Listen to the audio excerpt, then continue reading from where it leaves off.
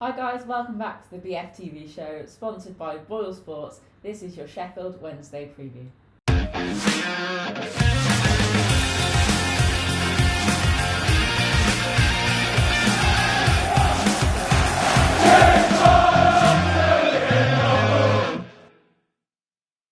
So guys, before we get into the video, as every week, just don't forget to like the video.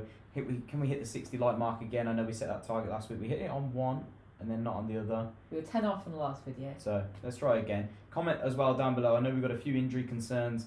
We've got an interesting game coming up against former gaffer Gary Monk, and obviously don't forget to subscribe as well, guys, if you haven't already. Thank you for hitting 1500.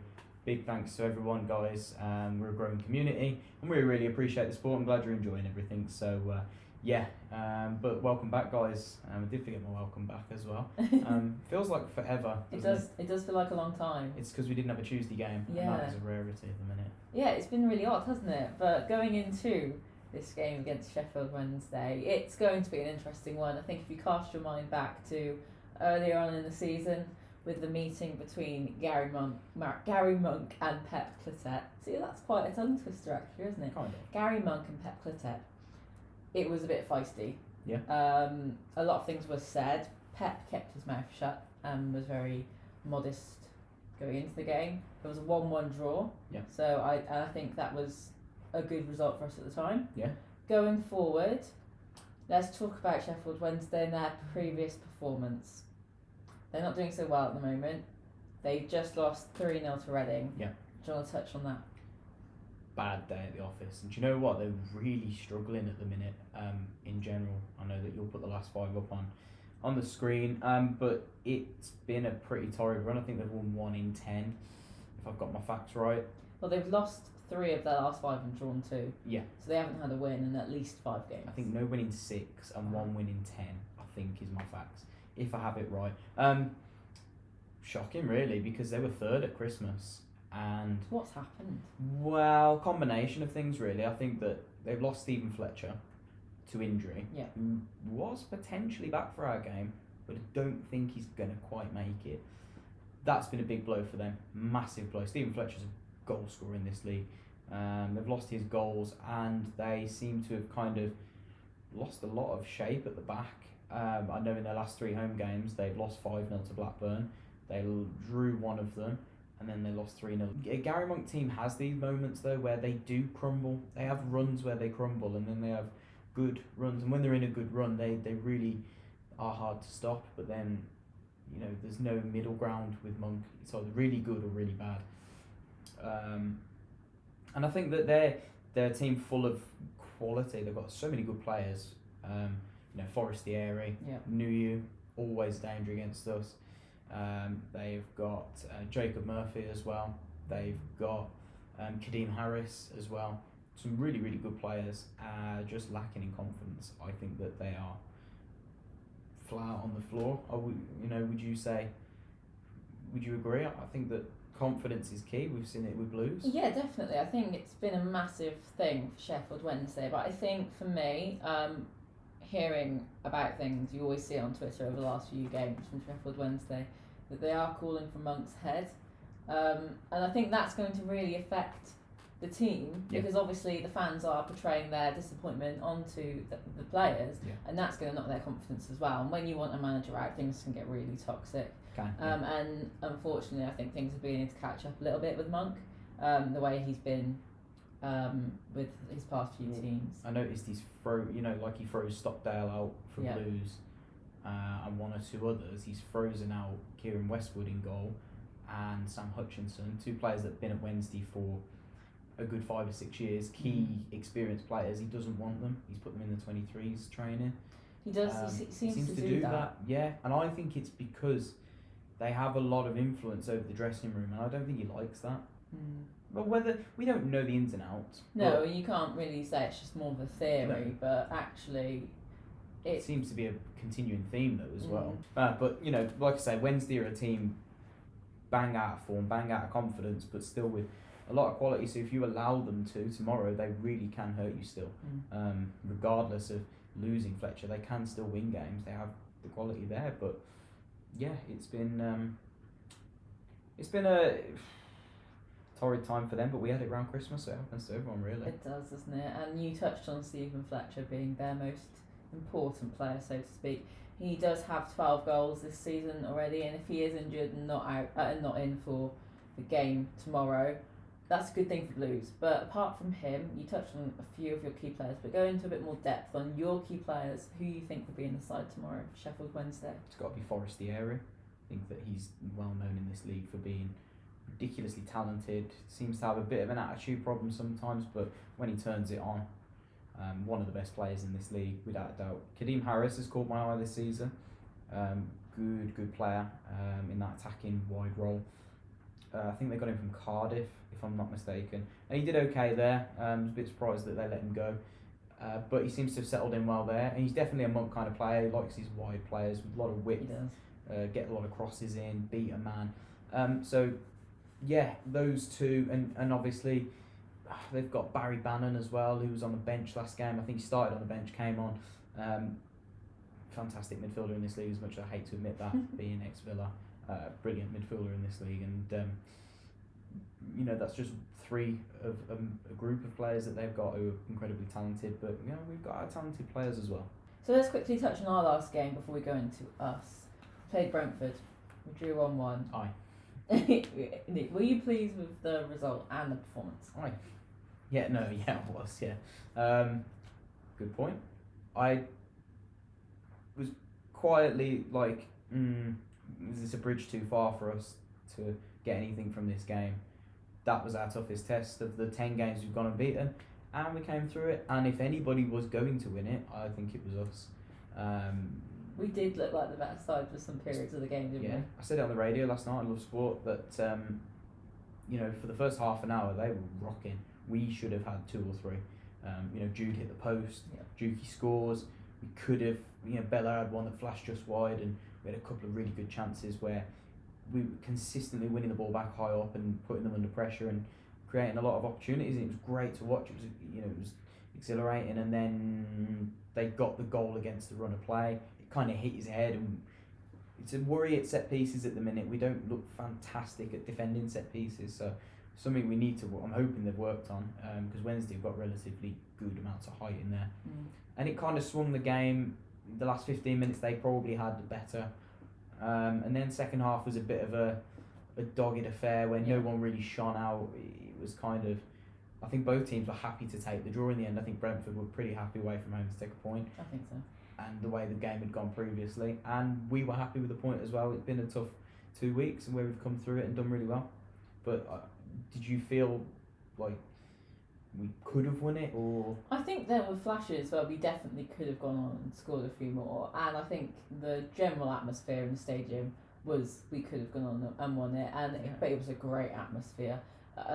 I loved it. It was a great game, and it's so brilliant to see the progress that we've made from having that torrid time around Christmas to how we've managed to turn it around since the beginning of January. And I'm going to hold my score prediction till the end. Yeah, for sure. But I think we can continue this run. Yeah, I'd like to think so as well. There is not one game in this league where I go, that's a guaranteed 3 points. There is never a game that I look at that, even Barnsley away or Wigan at home. We lost Wigan at home, and that is a game where 95% of teams would go, guaranteed 3 points. But when it comes to us or Leeds, they seem to go to Leeds and beat them all the time. But no, I wouldn't ever say there's a guaranteed 3 points coming up. But I'm relatively confident in the way we're playing at the minute. But so let's go on to Blues. Yeah. No new injury news, so to speak. Hogan is a doubt. We probably won't start him just because of last game, and we don't want to risk him. Hogan's the key really to our success at the moment. He's part of the key. He's a good part of it, So I don't think we should try and rush him back too much, but we are on a fantastic run. So you just touched on it, but do you think we can keep it going against Wednesday? Yes. Unbeaten run. I'd like to think we won't lose. Yeah, that's what I'd nail my maths to.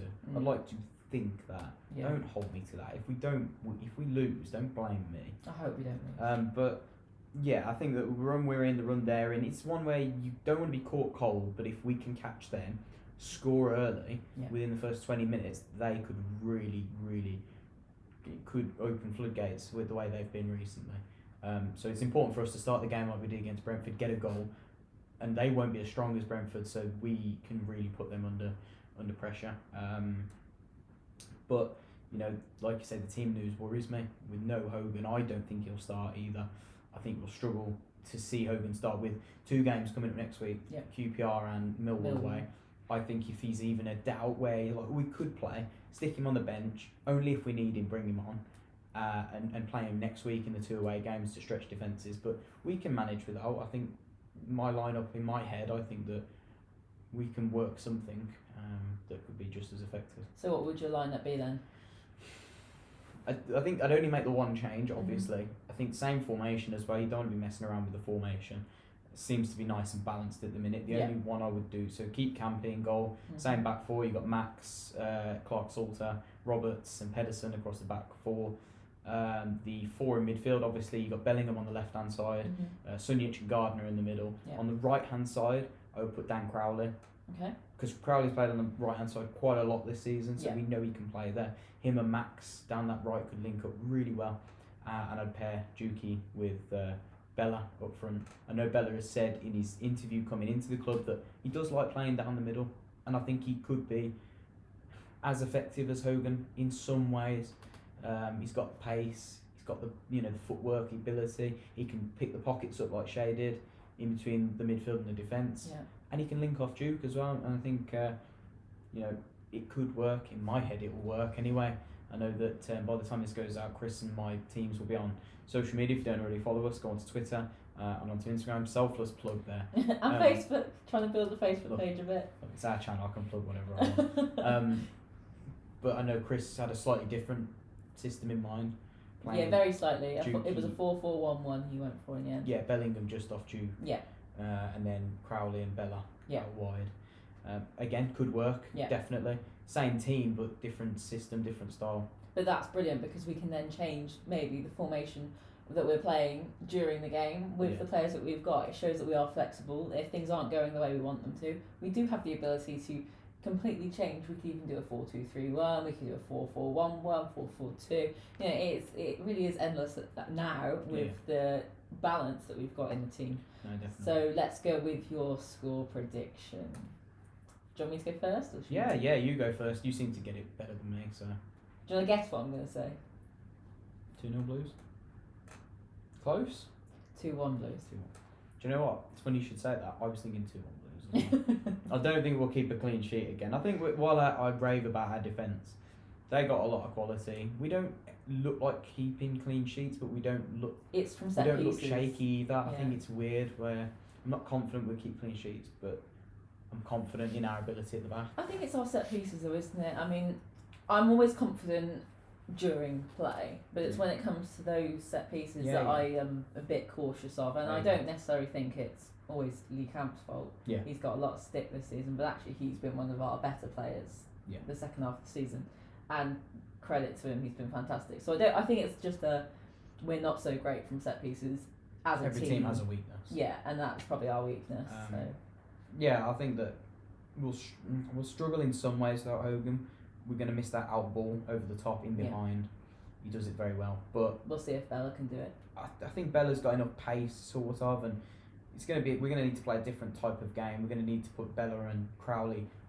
Bella as a right striker, Crowley on that right hand side. Get him, Max, and linking up, and we can put balls into the box then for Juki and get him obviously in and around that penalty spot and see what we can do. I think that'll be the best way to try and hurt them. That right hand side for us could be dangerous at times tomorrow. And then I think Juki's in banging form again, and I fancy Juki to get a goal.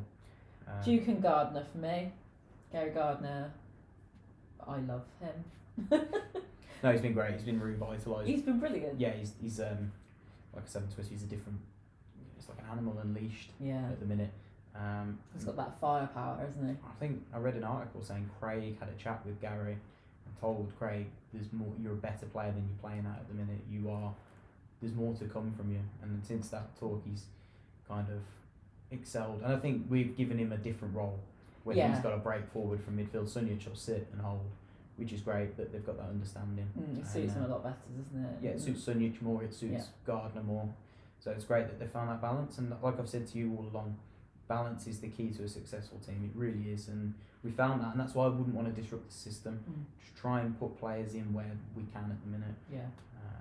But yeah, it's going to be a tough one tomorrow. But I'm excited, and hopefully we're talking about 3 points and then going trying to get something from Millwall. Going to be a tough one, isn't it, this Definitely. next coming week? So guys, thank you so much for watching. If you haven't already, give this video a like. We're going to try and hopefully get 60 likes on this video. And don't forget to subscribe if you haven't already, and leave all your comments in the comment section down below. And we'll see you next week. Keep right on. Keep right on.